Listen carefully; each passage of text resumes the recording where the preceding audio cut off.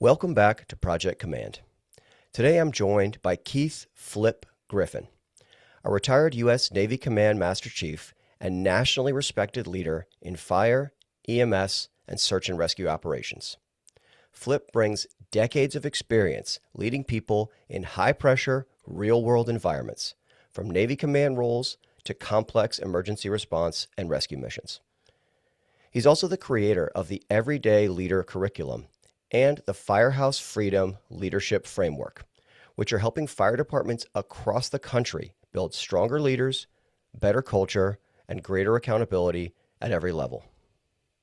In this episode, we'll talk about how his military and search and rescue background shaped his leadership philosophy, the work he's doing through Firehouse Freedom, and what it really looks like to lead effectively in the firehouse every single day.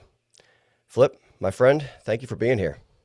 Peter, thank you. I appreciate it, man. Really excited to be on the podcast and talk to you about just everything. I listen to it a lot and Nice. just excited to be here. So, Well, I appreciate you saying that, man. And I've actually been really excited for this interview. Just for the audience's background, Flip and I had a really long conversation last week. We talked about a lot of this stuff, and I was just like, man, we got to get this on a podcast. This is really cool. So, I almost wish like we had just hit record on that conversation. I feel like that would have been a really good podcast. But hey, we'll do it again. We'll do it again. yeah, absolutely, absolutely. Well, Flip, and oh, sorry, go ahead. No, I think you and I have a unique perspective.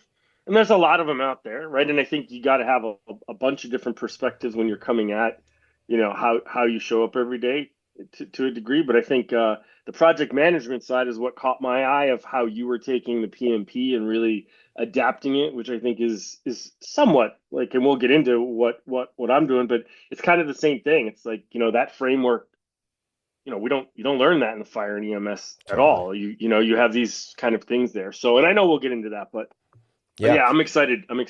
Yeah, man, I'm very excited to do this. Well, I've got a million things I want to talk to you about, but before we do all that, just if you don't mind, talk to us about your background and maybe just introduce yourself a little bit more to the audience here. Yeah. Well, hi everybody. I'm Keith Flip Griffin. Please call me Flip from now on. You're all my friends now that we're having a conversation. So, but 24 years in the Navy. Born and bred in Buffalo, New York. I'm a hardcore Buffalonian that lives now in the Midwest. But 24 years in the military, I got up to the highest level. I was lucky enough in the Navy to get up to Command Master Chief, and really taught me a bunch of different things. Most of my career, for 20 plus of those 23, I was search and rescue my whole time. So that really put me in three different worlds, which was search and rescue plus naval medicine plus naval aviation, and we even dabbled a lot. A lot of us had in special operations. So just a really unique perspective of seeing probably all these different leadership styles and the way that they interacted and the way each one of those swim lanes kind of operated. But did that for 24 years, had a blast, went to all the places that we had been in 24 years, supported all those operations, which was fun, learned a ton. Did a lot of time on the Pacific side and the South Pacific and just learning about kind of how, not only that, but cultures, right? Because that's the other side of it, is how cultures lead. Yeah. And just try to gather that all together. And then, shut it down in 2019, made a retirement. My wife and I had a little child after my big, long deployment. We had a bonus kiddo. And so really decided that it was probably time. I had two older daughters, around 17 and 19 now, and they needed dad. Like, it was one of those things like I just knew, and kind of I had spent kind of what I was going to do kind of in the service and really had put my effort into all of it. And it was kind of time. It was time for me to make the switch and kind of go. And then so for the last 5 years, I was really lucky enough to get, I was doing leadership. I did one podcast, a local one, and then found someone nationally, Dale Walls over at Lions Guide. Awesome resource, by the way. Can't help Lions Guide, www.lionsguide.com. I gotta plug him a little bit. Yeah, please. Just awesome. From a small business side, he's a former Marine. Him and his buddy, kind of, again, former Marine, they teamed up and they really wanted to help business leaders kind of do things. So they had already started an IT company, wildly successful after 15, 20 years, sold that off, and was like, people were coming to him saying, how are you doing all that and still having this time to raise your kids and be involved and, be a coach and all the stuff that Dale was doing. And he kind of put that secret sauce together and kind of came up with, the founder's freedom kind of plan. And that was great for me. I was a 5 year kind of OJT for me of my business, a business degree of kind of learning and really honing in special, in small business, and then decided like we were talking in mastery groups. I was using all this knowledge, and then it was a fire department that came to us. Nathan Powell came to us from Annapolis Fire Department and was like, "We need that in the fire service." So I had already been working in EMS and kind of the logistical side when I got out. It was one of the first things I did, and I brought it to all my people, my friends in that side, and they're like, "Dude, nobody's teaching this. Nobody's teaching us what to do in the firehouse." And what we're doing, and you probably know this, for everybody knows it, you're adapting fire ground leadership stuff too, right? And so just like your PMP, that's not really there on the fire ground. Well, Hmm. this type of framework wasn't really in the firehouse.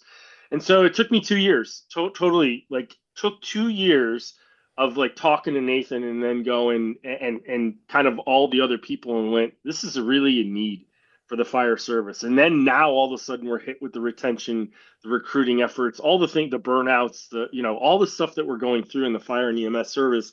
And it was like, man, now's a time ever to kind of really take into it. So from a background perspective of where I've kind of gone to today, taking all those 24 years of leadership plus the 5 years kind of doing that while still saying with my brothers and sisters, in the fire and EMS world and first responder world. So, always have been on the outside, but really just all that plus I ended up doing a master's and everything in emergency response and risk mitigation. So came to it from another angle too, of the risk and kind of data side, which was very interesting in that thing. And then went and got the PMP, and so now bringing all those kind of mindsets back and saying, this isn't that hard, because we like simplicity in fire and EMS, right? Give me a checklist. Let me go check the rig, and so now being able to go, okay, how do we put that all together? But from an experience level, that's, the background till now, that's kind of the journey I've been on. Wow. Yeah. Well, I said it before we started recording. You're a real Renaissance man. I mean, that's quite a collection of experiences and, formal education, informal, and but I want to drill down on something that you were talking Yeah. about there. So I've always, and I was never in the military, and thank you for your service. And I've always kind of understood it from the outside looking in, like the Navy, that's a real, it put a lot of emphasis on leadership there. So I was just wondering, could you just talk about what formed your understanding of leadership and how did your leadership, I guess, journey evolve? Like what, if you could just kind of give us a little bit more on that. Yeah. So it was really a typical story of someone who went to college for a year, came in. I actually almost joined the Coast Guard when I got out, but I had a knee surgery, and they were really being particular at the time in '96, which is when I joined up. College wasn't for me. I did it for a year, and just wasn't for me of what I needed at the time. So, which was fine. No big deal. So I decided to join, and to be honest, I didn't get it. And I think this is probably just maturity as a human. I don't look at it any other way, like it was something, but I'd been in for, two tours by the time I really understood leadership and got it, right? Like, I didn't understand, part of it was understanding the game, right? Like, you've been in the fire service, when you're in the fire service, EMS, there's a point in time where you just come in and you're just numb to it all, and you're just trying to soak it all in, and you're just like, where do I even fit in? Is this for me? I think everybody determines that. Some people go through college, they do it that way, and they figure out who they are. And then some people do the grind work, right? And not that both are grinds, but that was me. Like, I didn't figure it out until I was in E5, and I was like, whoa, okay. Like, now I get it. I get the game. I get what we're playing, and I had some good mentors, like, and out of the box ones I didn't expect coming, right? Because you think that when I got into SAR, I was like, oh, I'm going to meet all these people who are very leadership orientated and everything else. And look, it's it's like firefighters. We're a bunch of roughnecks, right? Like, it's the same group, in the search and rescue world as it was in the fire and EMS world, right? The same thing, like we talked about before. Like, you're gonna get a nickname, you hope you get a nickname, all that kind of Yep. stuff. The legend and the lore, it's all the same. It's relative. I think for me though, I had kind of whatever it was, I was like I needed more. I needed to go more about it. And I can remember buying Leadership: The Warrior's Art by Chris Colinda. It was a leadership book at the time. It was sitting on the shelf at the exchange, and I was like, "Ooh, it says leadership big down the spine. I want that." It's a Warrior's Art. I don't think I read it for probably 5 years, and I've still to this day have never gotten through it. It was made for generals, right? It was made so high up. I wasn't there yet, but I knew I wanted something with leadership, but I knew that was, if anything, it was going to set me apart because the goal was always, you know, I want to get to that level, the highest level I can, and do those things and be a part of something and everything else. And so I think for me, it was that one book that I never got through, but it sat there and I went, I still want that. Hmm. It was weird how it was like that. And then we started to pick up all the rest of the books, right? And you get the Leaders Eat Last by Simon Sinek, and I just what that and like really good mentors along the way. Again, unexpected mentors. I think that's the best part. I tell people all the time, if you just stick to fire service and you don't go outside of that swim lane to see what other leaders do, you're going to have this very skewed and I'll say red view of how the world works. And I understand that it works like that. But I think having an outside view to look at it and go, wait a minute, let me just give me a different lens, right? Like you put that blue lens over and now all of a sudden it looks purple and now all this, whoa, hold on. We've got a whole different view of everything. And that's what kind of happened. Like I started to reach outside and I was in the medical side. So I could play, and I don't know if we kind of said this before, my world evolved in it was search and rescue, but I was owned by Naval Medicine. We flew at Naval Aviation and we did missions with mostly aviation and special operations. So I saw like three distinct, very different ways of leadership, right? Like on the spec op side, it was like you trusted everybody, you knew you were there for that. Medicine was very unique because doctors didn't get raised with leadership in their kind of curriculum. So it was a management, right? If you got, and you know this, if you get your medical directors are a lot of managing, right? Like, and I get it, their licenses on the line 100%. I'm not taking that away. But there's no leadership of like actual operational. And some do, some jump in, but a lot of them are, and ours were that way in naval, in aviation. And then aviation, excuse me, and medicine. And then aviation had this completely different side of how they, right, very hierarchy, very you hit your wickets and you move up, right? Like a lot in the fire service, right? You hit your wickets, you're allowed to move up. Except I think what it really happened, and this is where I think we differ, naval the Navy in general takes leadership from the enlisted side, like at a very, it's pretty regimented of how it moved up. Now it's changed. In 20 years, it went from one way and did another and went back to the original, right? It's all cyclic. But when you make E7 in the Navy, so to all the listeners, you go from E1 all the way to E9. And at E7, it's the only service that really takes that jump from E6 to E7 really seriously. There's 45 days of initiation. You get pulled from your commands and you're really separate and you're really learning about task management, responsibility, prioritization, all those things kind of come into play as you get through it with high levels of stress.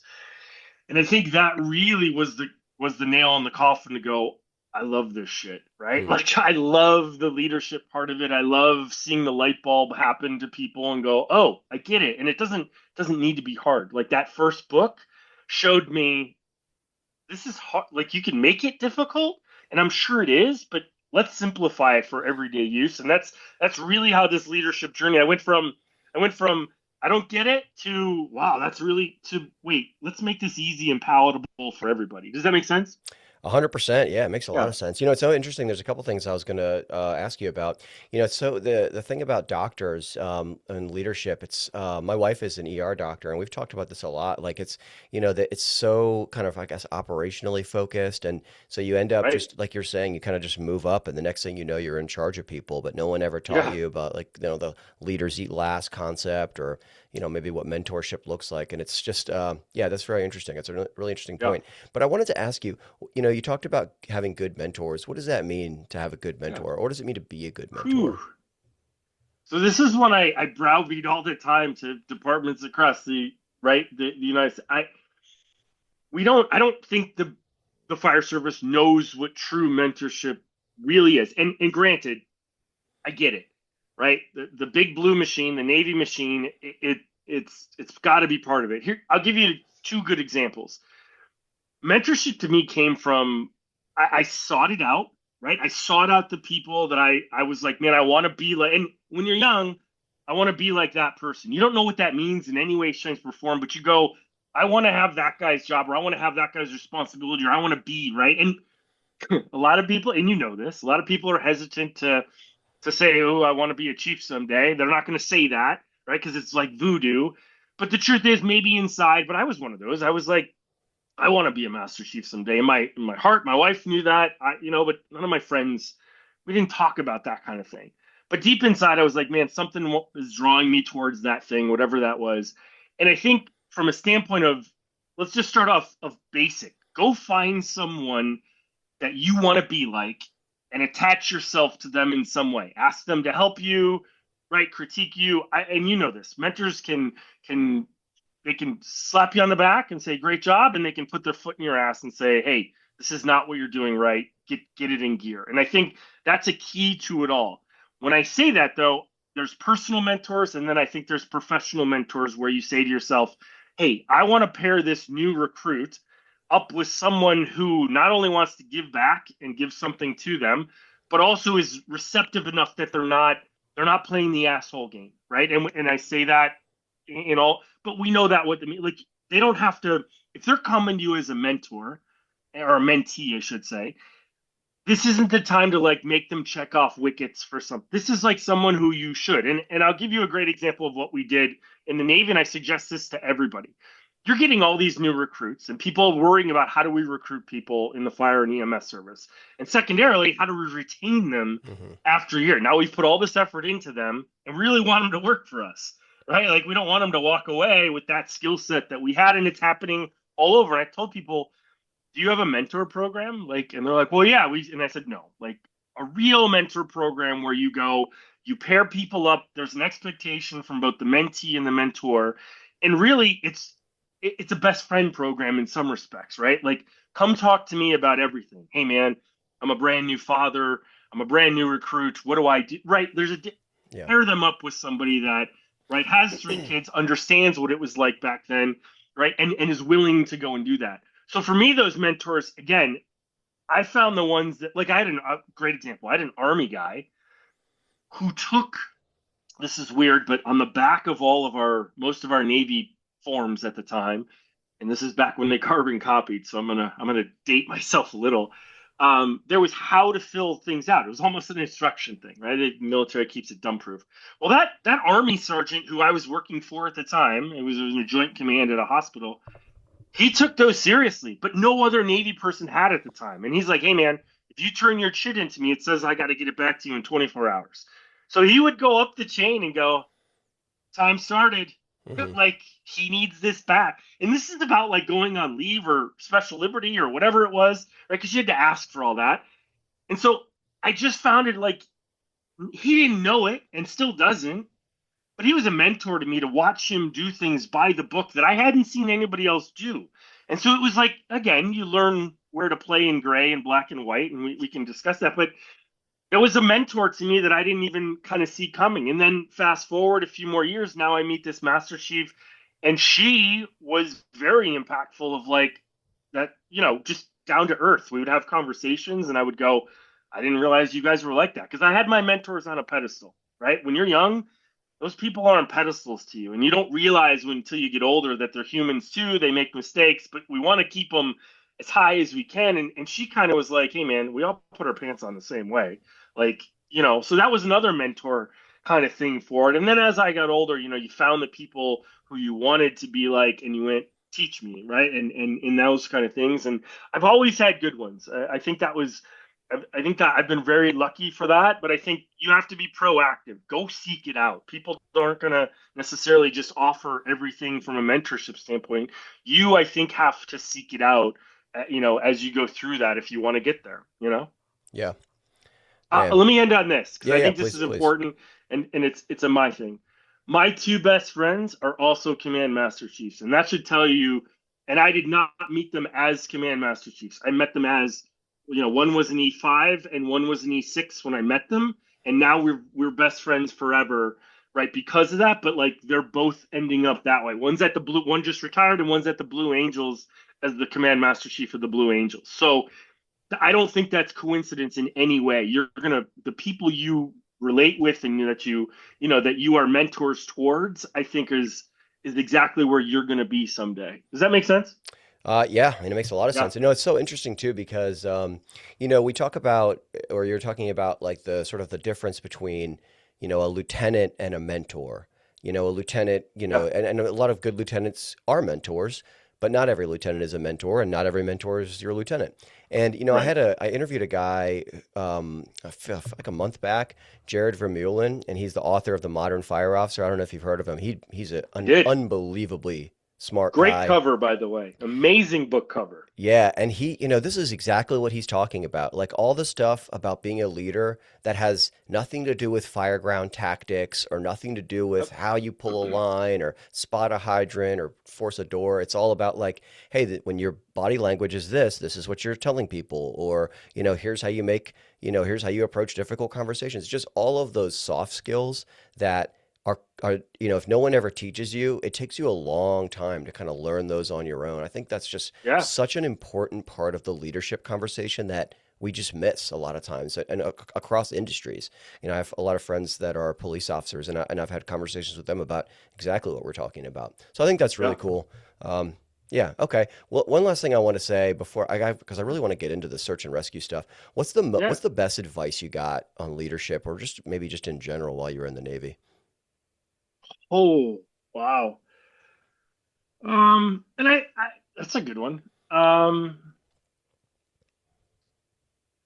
If I could, so from an organizational standpoint, if we talk about the big blue machine being the Navy, right? And we talk the big red machine being fire and EMS across the United States, right? Two big machines. I think the biggest thing I I understand, like if you want to stay in the game for a long time, you have to learn the system of how the big blue machine operates and how the big red machine operates, right? And they're different everywhere you go, even in the Navy, right? Like every single command I went to operated slightly different than the one before. And I say that in saying that means that every rank also operated differently while they were there. So a lot of fire a lot of fire guys are like, hey, I do my paid job and then I also do a volunteer someplace else. So they're seeing multiple differences in the system, right? The big red machine.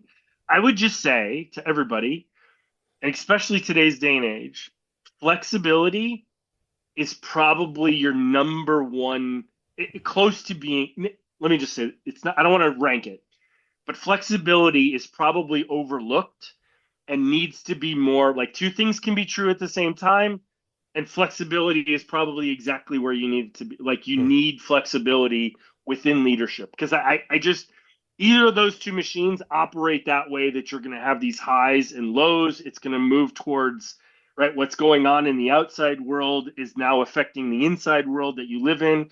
I think being flexible is probably one of the biggest keys to saying, that everything comes in way. We talked about it earlier. Like it's cyclic that every 20 years we come back to, oh yeah, this is good again, right? This is whatever. Just being able to be flexible throughout all that and knowing that there's going to be highs, lows, and all of it, I think is key. Like you're never going to have it all together, right? And when you think you do, something's gonna come around, Yeah. and you're like, oh crap, we got to go back to zero again and whatever. And I think the most things I see is that people go, we're operating so high. They get a hit, and then it's like they don't reset themselves. They go, we still need to operate that high, and you're like, time out. You guys took a hit, whatever that was, whether it was an incident, and just whatever. Like, just give yourself time to reset. Okay, get back into it. Make sure it's good, and then you'll be operating again. But they don't take that pause time to be flexible and go, it's okay. I tell when I do one-on-ones all the time, people are like, I need to keep going up. I need to keep rising. I said, dude, who I was just working with a fire chief in Kentucky, and I said, you're plateauing. It's okay to plateau for a little while, and then go rise again. Like you don't have to just be continuous up the mountain, right? You can take a little rest at areas, and I think that's good. I always have said I'm a big believer in Colin Powell, who was like, hey, give the right leadership lesson at the right moment, right? Like they'll all have to fit into the time frame, or else that guy's book, perfect example. That guy's book didn't really sit with me until later because it wasn't the right leadership lesson at the right time I needed. So I think that flexibility is probably the biggest piece that I would say from an organizational standpoint to be prepared for, or to try to prepare Hmm. for. Yeah, that's really good advice. Thanks. Well, let's switch topics here, and I really want to talk Got it. about I want to talk about the search and rescue operations that you were a part of. But what I want to focus on is how do you plan a search and rescue operation? And the reason I'm Oh asking is gosh. because I wonder. I'm always very interested in if you have complicated work that needs to get done and it needs to go Yeah. right, how much planning is too much and how much is not enough? And how do you go about structuring, like, you're going to do this and this is how we will measure success? And I don't know, anywhere you want to go with that. Yeah. So SAR is interesting, right? Because even so, I owned a company back. My a good friend of mine, Joel Pratt, he works downtown Seattle for EMS now, and he's part of the FEMA team and everything. We started a company years back. We kind of nullified it and dissolved it, but it was Backcountry Medical. One of the things we were thinking about was we knew that there were people that needed a different form of medicine when you take it to the field, right? You have no resources when you go to the field. Whatever you have on your person is what you have. Well, that transformed, and so let me start by saying, interestingly enough, I was in 8401, which is a search and rescue corpsman for most of my time. I flew. Hold on, I got to do the left right thing. I flew mostly on those things. I have about 1,300 hours in them, and a bunch of rescues and a bunch of medevacs. But what I learned, and to your question, resource management was huge during that, right? Like I couldn't have too much. I remember doing a rescue on Mount Chuckson. We had to ditch the rescue swimmer, most of our equipment on board. So it was me, the medical kit, and the crew chief, and then the pilots up front because we were weight restricted, moving all the way up to 10,000 feet in because we were flying in an H3. But I mean, just that mindset of do more with less, right? And using things. How do you use six different things from duct tape and make sure that each one of those were, like, so pound management in special operations, they actually weigh their bags and making sure that it's not above and below because they're on helicopter, right? All the stuff that happens in that sense. But that mindset of, okay, we're gonna get three to four different things from this one, right, item, in a sense, right? That translated to me in the leadership side by saying, well, hold on, let's have a lesson for every, like, if you could make a lesson out of whatever just happened, Hmm. and you can, like, then it's not just we went and did this ambulance run. Now we can come back and go, hey man, you remember when you did that one thing? Like that's a great lesson to talk about, that happens, and hey, it can get worse. It didn't today, but it could get worse this way, and here's another way to handle it. Like just having the ability to take a situation and then make it into a learning lesson. And I come from a lifelong teacher, so to me, it's always been, my mom and dad were teachers their whole lives, high school and elementary. So I've always been in the learning mindset of like, how do I get more? And I think that's one of the biggest takeaways I had from search and rescue, was that of saying I can do things and be able to adapt on the, and it almost goes back to the flexibility, right? In a way of saying I can flex on the fly because you don't know what you're going to get when you go out on a rescue and what's there. I remember one time we had someone who had fell 250 feet. They were about that far down, and the rescue team, the ground rescue team, was like, "Hey, it's going to take us 4 hours. Can you guys just sit here on station and wait for us?" We're like, "No, it's not how we work, right?" Like we're just. But at the same time, we're like, "I have a 250-foot rope. I'll just go down and get him with the helo and bring him up to you, rather than wait the 6 hours for you." Right? So it was again on the fly kind of flexibility of saying whatever, and then being able to use things over and over, not just equipment, but also mindsets and lessons that you can kind of take away. Because I think, and I mentioned it, after that moment of like E5 where I went, yeah, leadership is for me. And I know that's weird, but like, then I always started to think about, well, how do I keep this and make sure it's something that I can take forward with me? So SART was amazing to strip you down to more bare minimum, even all the EMS, right? We had to get up to, at the time EMT B, but then, they're now all paramedics. That's great. I could teach you anything you want in paramedicine. And here's all the bells and whistles. Go out on a helo where you can't take that stuff. You got to go down to your basics now Yeah. about just basic stuff, right? So stripping that all down and saying, how are you going to keep somebody alive when it's hypothermic situation? Because I will tell you, the top of a mountain will kill you as fast as a bullet will, Yeah. right? Like, and the ocean will kill you just as fast as a bullet will, right? In life. So I've learned that they all have these things and constraints, and being flexible and being able to kind of, and that's just it. Peter, like you've been in, I'm sure, issues or situations where you were like, whoa, and then you went back later and went, I remember when I was there and it wasn't this way, and now I'm going to handle it in a different way, right? So I think that's it. That it goes back to that flexibility of it all in SAR, and that really reinforced it over the years. Hmm. Yeah, that's super cool. One of the things that, excuse me, one of the things I liked the most about and this relates, I promise, about the project management framework, the PMP Mhm. framework, is the concept of collecting requirements. And it seemed so mundane when I was learning it. And then the more projects I ran, the more operations I planned or projects I designed or whatever, it became so clear to me that that might be the most important thing you do. Like, what is required for this to be successful? Because a lot of Right, times we look at a very narrow, like if we rescue the guy, we succeeded. right. I'm making this, I don't know, but it's like, but what condition was he in when we rescued him? Could he have been in better condition, or how much danger do we put ourselves in? Whatever. So it's a lot more. It's a lot more to success than just the sort of the golden. Hey, if we get this, we've won. And I just think that that is such a critical element of anything that you're organizing or planning, whatever. It's like, what is required of this? What's the requirements for success? I wonder what you think about that. I'll take it two ways. Like, I like from a SAR perspective that our requirements were kind of laid out for everybody, right? Like, I needed a pilot to really be mission planning. I needed a co-pilot to not only back up the pilot, but then also think about risk management and their job of saying, hey, are we doing this?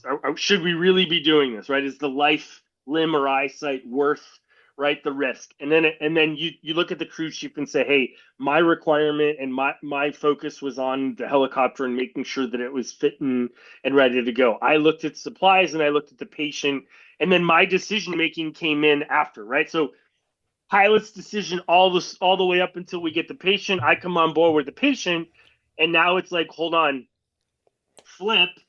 Essentially, I don't want to say the lowest rank, but it usually was my stature of being the medic was the lowest position, right? The crew chief, co-pilot, everybody else had more.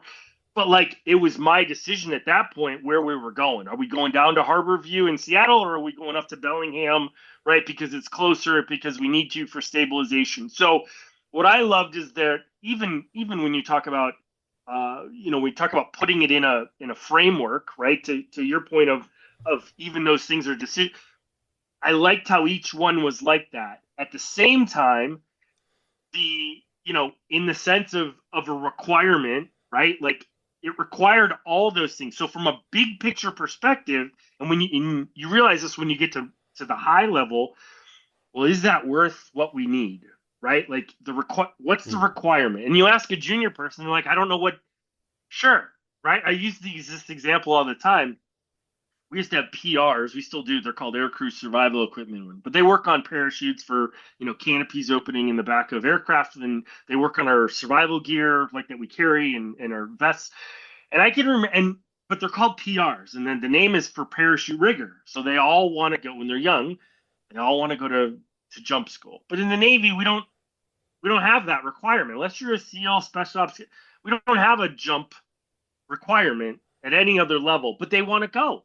So they put it in. And as a leader, and I can remember because it happened to me, they came to me and said, "Hey, I'm a PR. I want to go to jump school." And I went, "Is it good?" So I learned this lesson, and I think this helps in the PMP route for requirements.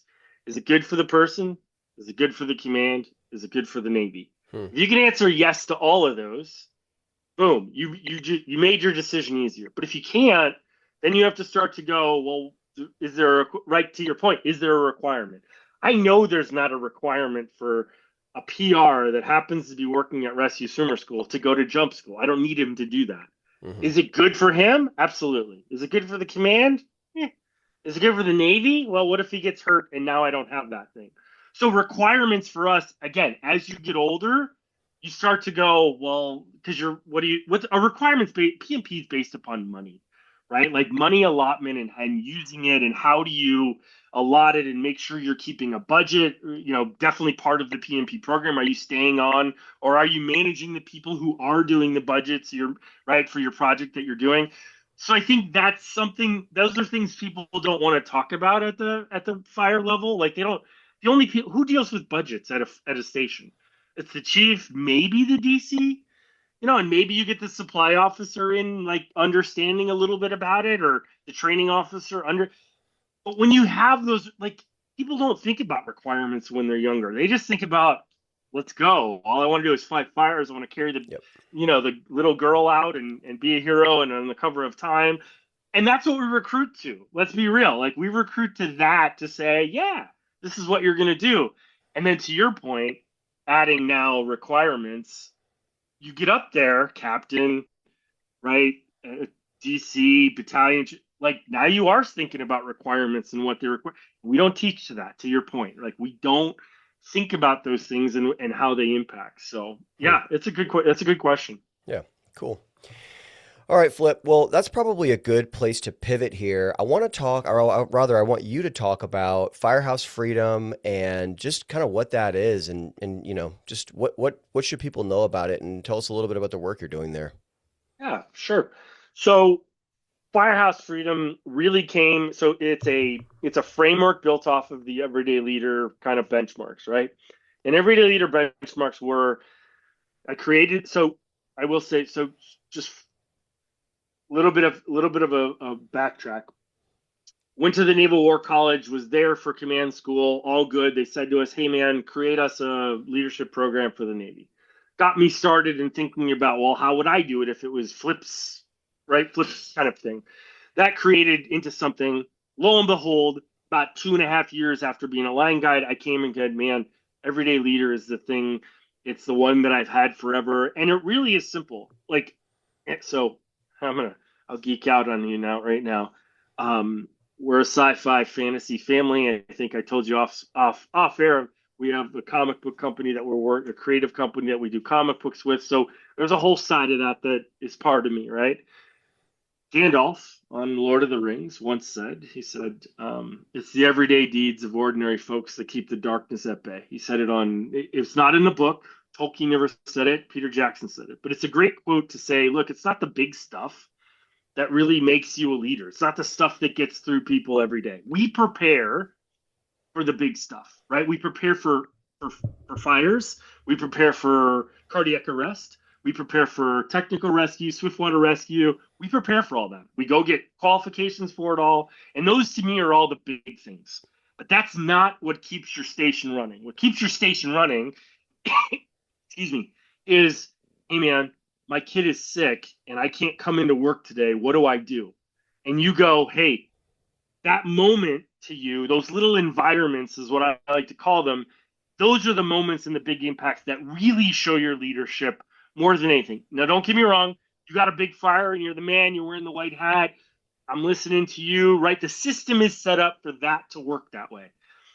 Let's go back to the station, though, and it's not. So that was the everyday thing. So that Gandalf quote of, like, the everyday deeds that keep to me, that was like, that is what, and when I look back to, Peter, from my career, it was never the rest. It was always "Hey, we're about to go do this. I'm nervous, Senior Chief. What do I do?" And that was the moment where I made the most impact, I felt, on people, right? So those were really leadership things.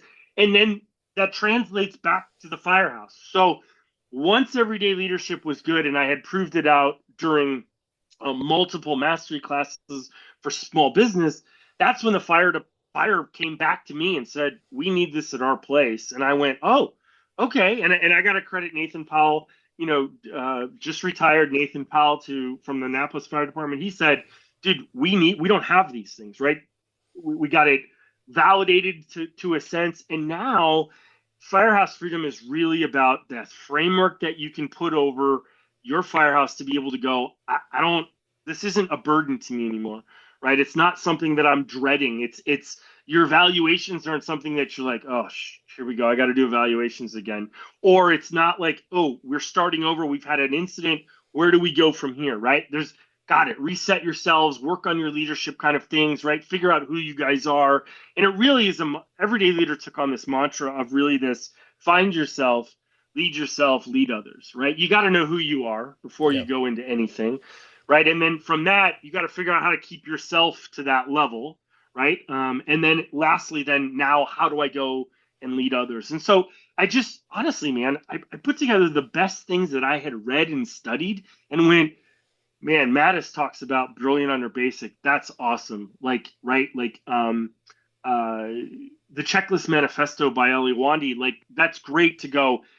Surgeons and astronauts are using checklists. Why are we scared to use a leadership? We use them on rigs. Why don't we use a leadership checklist? And every time I walk into a new department, I'm like, what's your leadership checklist? And they went, I don't know, what is that? What's that? Right? And I went, why aren't we thinking about it?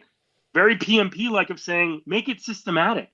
Yes. Do I think that you have to make sure that you attaboy, attagirl someone every week as a leader? Yes. Why? Because I know employee engagement hinges on the fact whether they know that they're doing a good job. And yes, it's your responsibility as a leader to do that.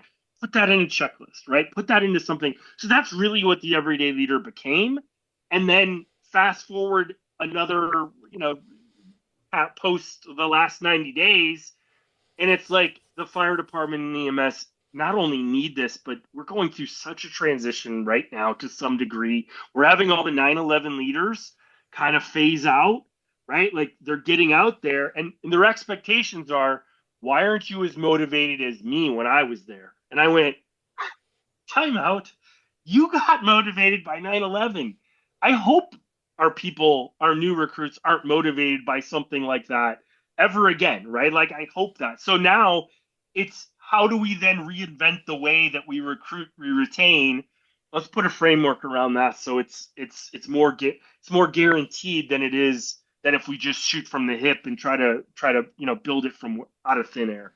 So I think that, to me, again, came from simplicity effect. Came from just, these are things that we interact with all the time, instead of well, I'm going to bring the listen to the white hat. Well, the white hat's not here. Now you listen to, right? Like, it's more than that, right? It has to be more than just that. Yeah. Man, I just love everything you said there. I think the thing about systems is they feel like they're what's the word I'm looking for? Overkill or whatever. But the value of a system is that the checklist for the apparatus. If you have your best engineer, he's been a driver pump operator for 20 years, and he checks the rig out, it's going to be, that thing is ready for a fire. Right. But what if he's sick that day, and now you have a 2-year driver checking the rig out? And the value of a system and a checklist and all these other things is that you're going to get repeatable results. That rig is going to be equally ready to go, whether it's the 2-year guy checking it out or the 25-year guy checking it out. And so systems sort of alleviate the need. I mean, and look, I'm even a little cautious how I say this. Superstars are great, and we always love the best. We have those A+ employees, and they're worth their weight in gold. I've been lucky enough to work with and for a ton of them. I had this guy, Mason Sizemore, I worked with, probably one of the best firefighters I ever met. But in any case, the point I was making is, when you don't have your A+ players around, the system keeps the results repeatable, so you know what you're going to get every time. And I think that's the value of those checklists and those systems, is it creates that framework that you know what you're going to get. Yeah, and so no single point of failure, right? So that is my quintessential, one of the things I'm like, if and this has to do, again, all built within the everyday leader system, is, leading up, right? And empowering people and leading up, right? I'm a huge proponent to say I need to empower the people that I have the privilege to Yeah. lead. I need to empower them and enable them to do the things that they do. I can't just say, yeah, sure, go ahead and do it, and don't give them the tools. At the same time, they can't have the tools and me say, no, no, no, I'm going to keep that one because I'm worried that you're not going to do it as good as me. Look, there is a whole thing about leaders letting go of the vine and enabling and empowering their people to do something. At the same time, in the same percentage, junior folks need to lead up, meaning you need to take a little bit of an initiative to be able to say, okay, what is my boss doing that maybe I could be prepared for? Because that's how it starts. He's going to ask me something.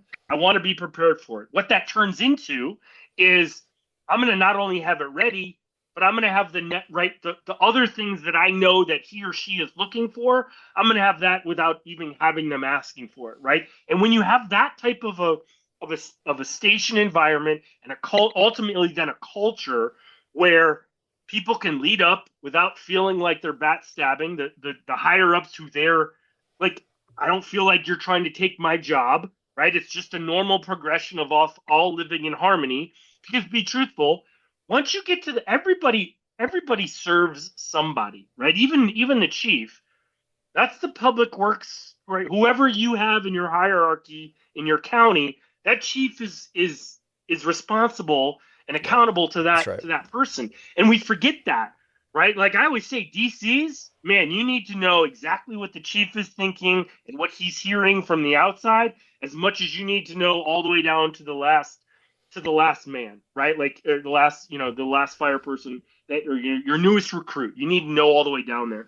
So I think that's you nailed it. Like it's so important to think about what do I if I'm not here and I'm the rock star. And by the way, we know we kill our rock stars. All of our rock stars are listening, going, dude, I get so much crap put on me because I'm good. Yes. What do I right? And then now, so we know that rule too that we give 80% of the stuff right to 20% of the people because we know it's going to get done. And now are we engaging everybody equally? And look, I'll tell, and you know this as well as I do, you're going to have your tiers of people. I didn't get it till I was an E5, which meant as an E4 and E3, I was a burden to the system of saying, I'm here for I'm a wrench turner. I don't need more. And then all of a sudden you get it and their brain clicks and you go, oh, I understand. And if you could really empower people all the way down to the newest recruit, knowing I need you to be a leader on day one, even if you're a follower, right? Like if you're the brand newest person, I need you to show up, right? I need you to step up when I ask you to. I need you to lead up when that's there. And then eventually I need you to know up and know what's above and beyond your scope, right? Because you're going to eventually be there. Like those four things to me are the followers, like guidebook. But that fits in perfectly as you move all the way up through, because to your point, you can't have a single point of failure. Like Right. you can't, if somebody's not there that day, that system has to still work exactly how it's supposed to. Hmm. Wow, Flip, that's man, that's great stuff. I want to ask one Sorry. follow up on that. If Yeah. somebody was to start using the Firehouse Freedom framework, what does that look like in the beginning? What are the first few things that they're going to need to do or understand or engage with?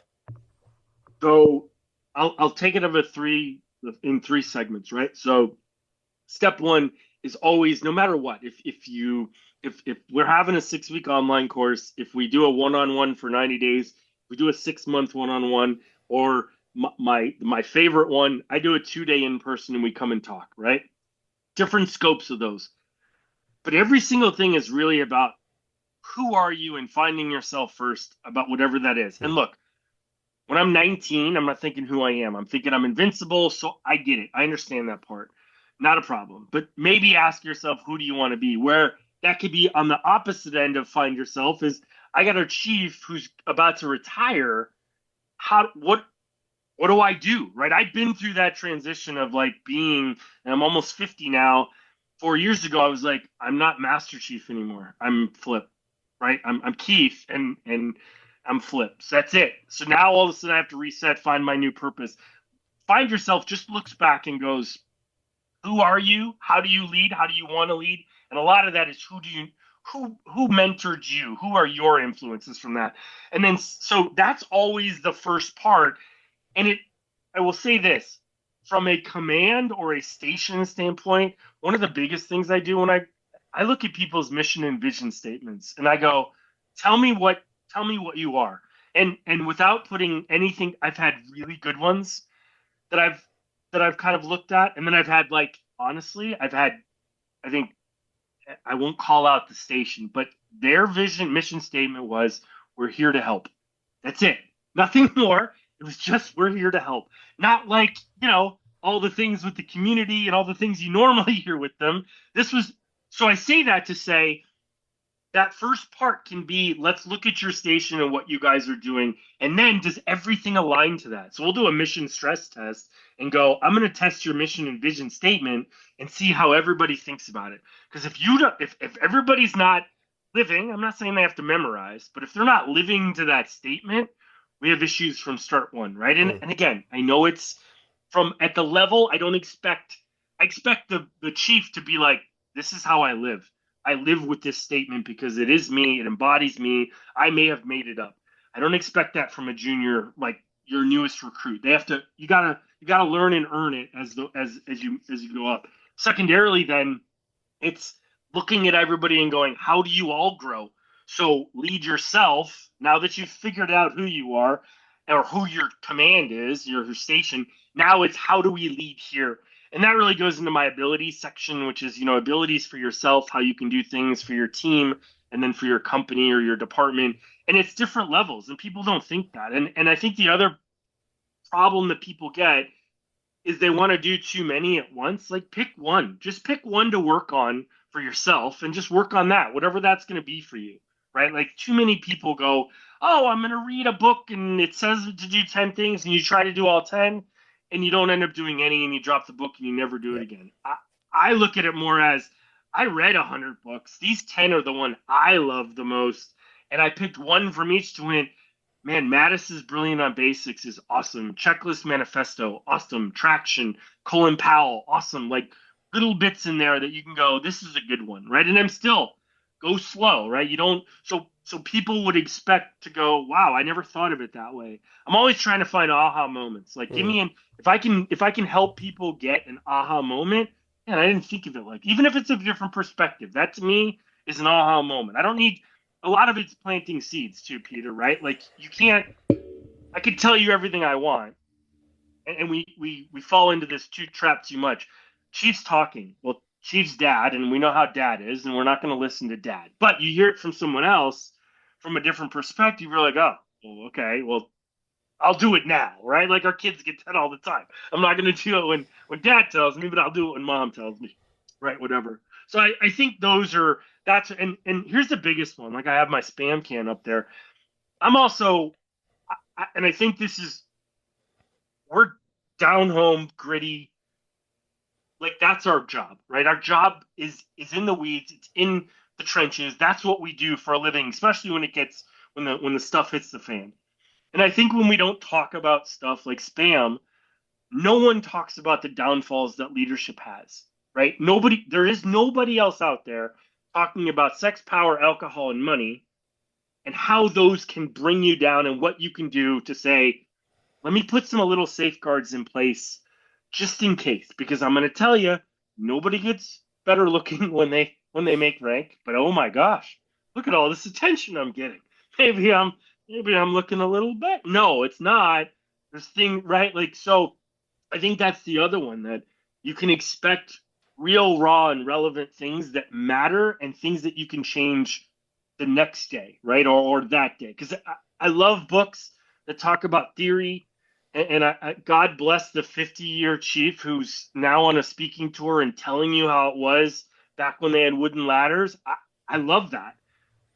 But that's really hard to relate when you get back to the firehouse and go, right? Like, you have to do some thinking to that. There's math to get that presentation back now to matter. And I think I'm about walking away with something, always, like, you're going to walk away with, man, let me just do this three-part leadership checklist that I never have had before.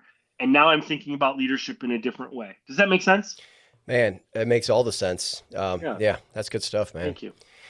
Well, you've been extremely generous with your time, so I want to close on this. I know you have some really cool projects that you're working on and some great stuff that you've Yeah. got coming out. So if people like what they've heard today and they're curious to hear a little bit more, where can they find you and what can we expect in the next, couple of months, year, whatever? Yeah, so 2026 is really exciting. I'm Firehouse Freedom is kind of growing as we done. I'm taking some things that I had done before with Lions God and kind of now really focusing them just for fire and EMS in that world. And so website's up, www.firehousefreedom.com, flip at firehousefreedom.com. LinkedIn, I'm up there, Keith Flip, I think Griffin. You can always find me on those. This month, really excited. Rewriting the Everyday Leader book into a Firehouse Freedom. So that should be done by the end of February. So excited to get that out there into hands. There's some great new books that have come out from some friends that I know, and I want to add to that by kind of bringing EDL into that, which will be fun. So that should be out by the end of the month. And then hopefully restarting a podcast. So just Awesome. like you, I had a podcast a couple of years ago called The Flip Side of Leadership.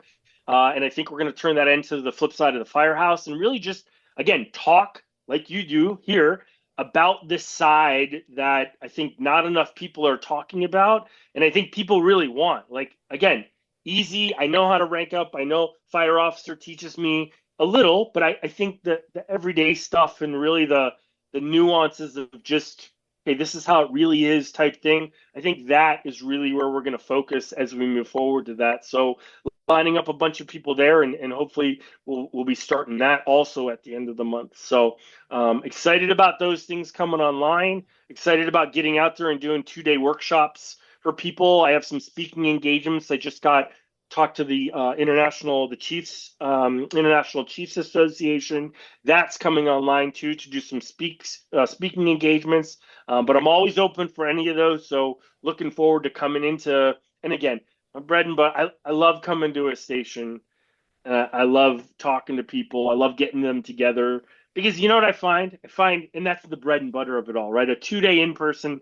Let's get down and dirty and fix what you're going and moving forward. I got to do Kodiak. I'm excited. I got to do Kodiak. I'd never been to Kodiak, Alaska. Got to go up there with Rich Gonzalez and those guys up there, and it's just fun. It's down to the earth. It's really getting to know them, and I love doing that across the country in different things. So those are the things really on the horizon for 2026, and I'm excited for it all. Flip, thank you for doing this, my friend. It's been a great Yeah, conversation. no, thank you. I appreciate that. Thank you for having me, Peter. It's awesome what you do. I'll speak for a lot of other people. You're bringing a voice to the side of this that I think not a lot of people are, and I'm going to be on your. We're going to be in a team here in a minute, right? We're both going to be on the side, but we know how to do the fire ground, that needs to keep evolving like it is. But I think we need to start this other side and separate the two and say we can lead different ways in those things, and we have to be good leaders at both of them. I think that is the flexibility, like we started with, to bring it all back. That's the flexibility of being a leader in 2026 moving forward is being able to lead on fire ground and then, at the firehouse. You said that perfectly. I have nothing to add to that. Flip, thanks again, my friend. Thanks, brother. Appreciate it.